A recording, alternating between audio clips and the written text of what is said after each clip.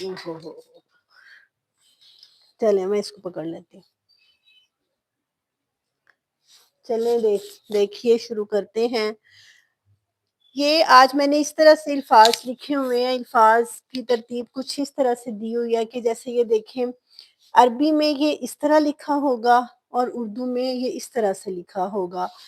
آیتن، اس کی اردو کیا ہے؟ آیت. ہم اردو میں ایسے لکھتے ہیں.